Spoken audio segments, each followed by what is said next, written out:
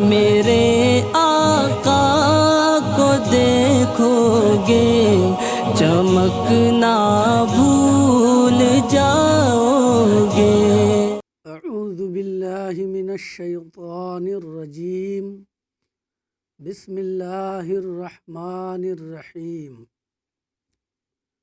قد جاءکم من اللہ نور وکتاب مبین۔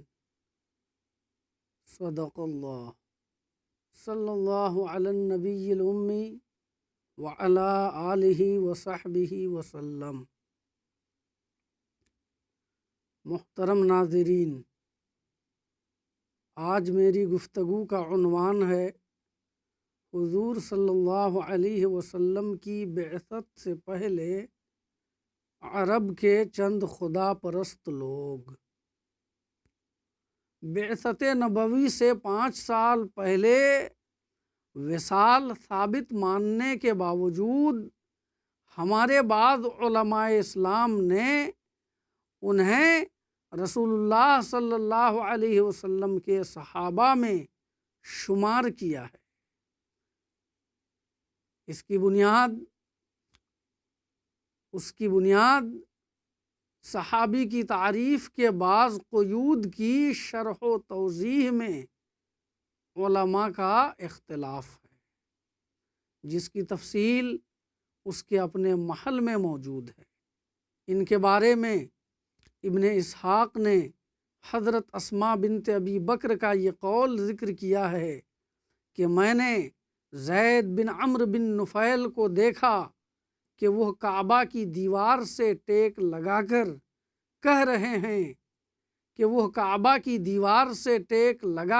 رہے ہیں اے قریشیو، اس ذات کی قسم جس کے قبضہ میں میری جان ہے، میرے علاوہ تم میں سے کسی نے دین ابراہیم پر صبح نہیں کی۔ اور فاقہی نے اپنی سند کے ساتھ حضرت عامر بن ربیعہ کی یہ روایت ذکر کی ہے کہ میں زید بن عمرو سے ملا جب وہ مکہ سے نکل کر حرا جا رہے تھے، تو زید نے کہا اے عامر، میں نے اپنی قوم کو چھوڑ دیا ہے اور ملت ابراہیمی کی پیروی کر لی ہے، اور ابراہیم کے بعد اسماعیل علیہ السلام اس گھر کی طرف یعنی خانہ کعبہ کی طرف رخ کر کے جس رب کی عبادت کرتے تھے اسی رب کی عبادت کرتا ہوں، اور میں ایک نبی کا انتظار کر رہا ہوں جو اسماعیل اور عبد المطلب کی اولاد سے ہوگا، اور ہو سکتا ہے کہ میں ان کا زمانہ نہ پا سکوں۔ میں ان پر ایمان لاتا ہوں اور ان کی تصدیق کرتا ہوں اور گواہی دیتا ہوں کہ وہ نبی ہیں۔ اور واقعی کی ذکر کردہ روایت میں یہ بھی ہے کہ زید نے عامر سے کہا کہ اگر تیرا زمانہ طویل ہو تو انہیں میرا سلام کہنا، اور اس میں یہ بھی ہے کہ عامر نے کہا کہ جب میں اسلام لایا تو نبی صلی اللہ علیہ وسلم پر ان کا سلام پیش کیا، آپ نے اس کا جواب دیا اور اس کے لیے رحمت کی دعا کی، اور فرمایا میں نے اسے جنت میں اپنے کپڑے کے کناروں کو گھسیٹتے ہوئے دیکھا۔ اور صحیح بخاری میں ہے کہ زید بن عمرو بن نفیل دین حق کی تلاش میں ملک شام کی جانب نکلے اور یہود کے ایک عالم سے ملے اور ان سے ان کے دین کے بارے میں سوال کیا۔ ان سے کہا کہ میں آپ کا دین اختیار کرنا چاہتا ہوں، لہذا مجھے اپنے دین کے بارے میں بتائیں۔ اس یہودی عالم نے کہا اگر ہمارا دین اختیار کرو گے تو غضب الہی کے سزاوار ہوگے۔ زید نے کہا کہ میں تو اللہ کے غضب ہی سے بچنے کے لیے بھاگا بھاگا پھر رہا ہوں، میں ہرگز غضب الہی کا سزاوار ہونا نہیں چاہتا۔ میرے اندر سفر کرنے کی استطاعت موجود ہے، کیا آپ کسی دوسرے دین کی جانب میری رہنمائی کریں گے؟ یہودی عالم نے کہا، میرے علم میں دین حق فقط دین حنیف ہے۔ زید نے کہا، دین حنیف کیا ہے؟ اس نے کہا، دین حنیف دین ابراہیم ہے۔ ابراہیم علیہ السلام نہ یہودی تھے نہ نصرانی تھے، وہ فقط اللہ کی عبادت کرتے تھے۔ اب زید وہاں سے نکلے اور ایک نصرانی عالم سے ملاقات کی اور ان سے بھی یہی بات ذکر کی، تو انہوں نے بھی یہی جواب دیا کہ ہمارا دین اختیار کرو گے تو اللہ کی لعنت کے سزاوار ہوگے۔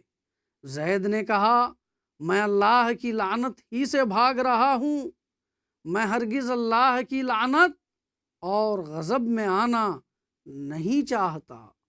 میں سفر کر سکتا ہوں، کیا آپ کسی اور دین کی جانب میری رہنمائی کریں گے؟ نصرانی عالم نے کہا، میرے علم میں حق صرف حنیف ہے۔ زید نے پوچھا، حنیف کیا ہے؟ اس نے کہا، حنیف دین ابراہیم ہے۔ ابراہیم علیہ السلام نہ یہودی تھے نہ نصرانی، وہ صرف اللہ کی عبادت کرتے تھے۔ جب زید نے ان علماء کی یہ باتیں سنی تو وہاں سے نکلتے ہوئے اپنے ہاتھوں کو اٹھا کر کہا، اے اللہ، میں تجھے گواہ بنا کر کہتا ہوں کہ بے شک میں دین ابراہیم پر ہوں۔ ناظرین، وہ 10 خوش نصیب صحابہ جن کے نام کی تصریح کے ساتھ اللہ کے رسول صلی اللہ علیہ وسلم نے جنت کی خوشخبری دی ہے، جنہیں عشرہ مبشرہ کہا جاتا ہے، ان میں ایک صحابی کا نام سعید بن زید ہے۔ وہ سعید بن زید انہی زید بن عمرو بن نفیل کے فرزند ہیں۔ ناظرین، واضح رہے کہ بعض علماء نے زید بن عمرو کو اپنی کتابوں میں نبی بھی لکھا ہے، مگر یہ غلط ہے۔ مشہور مفسر قرآن و مورخ حضرت علامہ سید محمود شکری آلوسی بغدادی نے اپنی کتاب بلوغ العرب فی معرفت احوال العرب میں ان علماء کے اس قول کی سخت تردید فرمائی ہے۔ اہل عرب کی ان عظیم شخصیتوں میں جو اسلام سے پہلے جاہلیت میں حق و صداقت کا علم بردار تھے، تیسرا نام ورقہ بن نوفل قرشی کا ہے، جن کا مکمل نام و نسب اس طرح ہے: ورقہ بن نوفل بن اسد بن عبد العزیٰ بن قصی۔ ورقہ اپنے دادا اسد کے دادا قصی میں پہنچ کر نبی صلی اللہ علیہ وسلم کے سلسلہ نسب میں آ جاتے ہیں۔ ورقہ بتوں کی عبادت کو ناپسند کرتے تھے۔ انہوں نے دین حق کی تلاش میں آفاق عالم کی سیر کی تھی اور مختلف کتابیں پڑھی تھیں۔ حضرت خدیجہ رضی اللہ عنہا ان سے نبی صلی اللہ علیہ وسلم کے بارے میں پوچھتی تھیں تو وہ کہتے تھے کہ میرے خیال میں وہ اس امت کے نبی ہیں، وہی نبی جن کی بشارت موسیٰ و عیسیٰ علیہم السلام نے دی ہے۔ انہوں نے حضرت خدیجہ رضی اللہ عنہا سے یہ بھی کہا تھا کہ اے خدیجہ، اگر یہ حق ہے جو تو بیان کر رہی ہے تو یقیناً محمد صلی اللہ علیہ وسلم اس امت کے نبی ہیں، اور میرے علم کے مطابق اس امت کا ایک نبی ہوگا جن کا انتظار کیا جا رہا ہے، اور ان کے ظہور کا زمانہ یہی ہے۔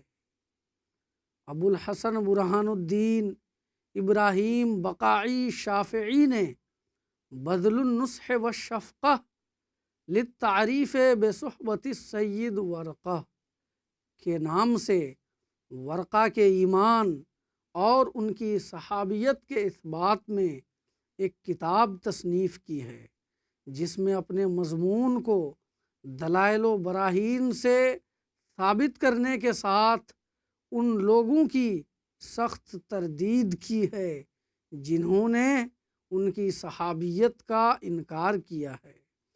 ان کی اس کتاب میں ہے کہ وہ ان لوگوں میں سے تھے جو جاہلیت میں توحید کا عقیدہ رکھتے تھے۔ انہوں نے بت پرستی اور شرک کی دیگر تمام قسموں میں قریش اور دیگر اہل عرب کی مخالفت کی تھی۔ وہ اپنی عقل صحیح سے جان گئے تھے کہ لوگ ابراہیم خلیل اللہ علیہ السلام کے دین سے منحرف ہو چکے ہیں۔ انہوں نے اللہ کے ایک ہونے کا عقیدہ اپنایا اور حنیفیت یعنی ابراہیم علیہ السلام کے دین کی اصلی اور حقیقی صورت و نوعیت کو جاننے کی کوشش کی، تاکہ معلوم ہو کہ اللہ تعالیٰ کے نزدیک عبادت کا سب سے زیادہ پسندیدہ طریقہ کیا ہے۔ انہوں نے اس حقیقت کو جاننے کے لیے صرف اپنی عقل پر اکتفا نہیں کیا، بلکہ مختلف جگہوں کا سفر کر کے ان اہل علم تک پہنچے جو آسمانی کتابوں کا علم رکھتے تھے، یہاں تک کہ اس زمانے میں دین نصرانیت جو شریعت موسوی کی ناسخ تھی اس کی پیروی کی، اور نصرانیت کی پیروی صرف توحید میں کی، تحریف و تبدیل میں نہیں، اور اس نبی کی تلاش میں لگے رہے جس کی شہادت موسیٰ و عیسیٰ علیہم السلام نے دی تھی۔ صحیح بخاری میں ہے کہ جب حضور صلی اللہ علیہ وسلم نے پہلی وحی کے نزول پر اپنی جان پر خوف اور اندیشہ کا اظہار کیا تو حضرت خدیجہ نے حضور کو تسلی کے یہ کلمات کہنے کے بعد کہ ہرگز نہیں، اللہ کی قسم، اللہ ہرگز آپ کو رسوا نہیں کرے گا کہ آپ صلہ رحمی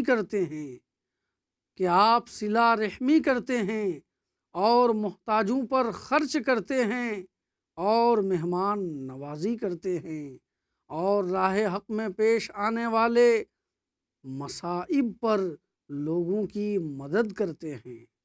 آپ کو لے کر ورقہ بن نوفل کے پاس پہنچیں جنہوں نے جاہلیت میں نصرانیت اختیار کر لی تھی اور اس وقت بوڑھے ہو چکے تھے اور آنکھوں سے بینائی جاتی رہی تھی۔ انہوں نے حضور صلی اللہ علیہ وسلم سے پیش آنے والے واقعہ کو دریافت کرنے کے بعد جواب میں کہا، ھذا الناموس الذی نزل اللہ علی موسیٰ یا لیتنی فیہا جزعا یا لیتنی اکون حیا اذ یخرجک قومک فقال رسول اللہ صلی اللہ علیہ وسلم او مخرجیہم قال نعم لم یأت رجل قط بمثل ما جئت به الا عودی وَإِن يُدْرِكْنِي يَوْمُكَ أَنْصُرْكَ نَصْرًا مُؤَزَّرًا ثُمَّ لَمْ يَنْشَبَّ وَرَقَهُ أَنْ تُوفِّيَ، یعنی یہ وہی فرشتہ ہے جسے اللہ نے موسیٰ پر اتارا۔ اے کاش میں ان دنوں جوان ہوتا، اے کاش میں اس وقت زندہ ہوتا جب آپ کی قوم آپ کو نکالے گی۔ تو رسول اللہ صلی اللہ علیہ وسلم نے ارشاد فرمایا، کیا وہ مجھے نکال دیں گے؟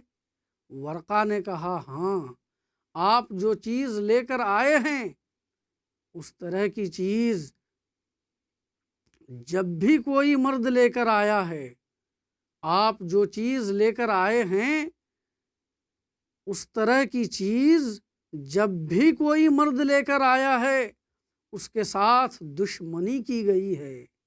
اگر آپ کے ان دنوں تک میری زندگی رہی تو میں آپ کی پوری مدد کروں گا۔ پھر چند دنوں کے بعد ہی ورقہ انتقال کر گئے۔ ناظرین، ورقہ ایک قادر الکلام شاعر بھی تھے۔ ان کے اشعار اس امر پر شاہد ہیں کہ وہ جاہلیت میں عقیدہ توحید کے علم بردار تھے۔ انہوں نے نبی صلی اللہ علیہ وسلم کی تعریف و توصیف میں بھی بہت سے اشعار کہے ہیں، جن میں یہ دو شعر بھی ہیں۔ وَإِن يَكُ حَقًّا يَا خَدِيجَةُ فَاعْلَمِي حدیثوں کے ایاہا فاحمد مرسل وجبریل یأتیہ ومیکال فاعلمی من اللہ وحی یشرح الصدر منزل۔ یعنی اے خدیجہ، اگر ان کے بارے میں تیری یہ بات سچی ہے تو جان لے کہ احمد رسول ہیں اور ان کے پاس جبرائیل آتے ہیں۔ تجھے معلوم ہو کہ وہ اللہ کی جانب سے آنے والی وہ وحی ہے جس کا نزول ان کے سینے کو کشادہ اور روشن کر رہا ہے۔ ناظرین، میں انہی تین بزرگ قس بن ساعدہ، زید بن عمرو اور ورقہ بن نوفل کے ذکر پر اپنے اس بیان کو مکمل کرتا ہوں۔ اگرچہ جاہلیت میں حق و صداقت کے علم برداروں کی جماعت انہی تین میں منحصر نہیں ہے۔ السلام علیکم ورحمۃ اللہ وبرکاتہ۔ دیکھو گے چمکنا بھول جاؤ گے۔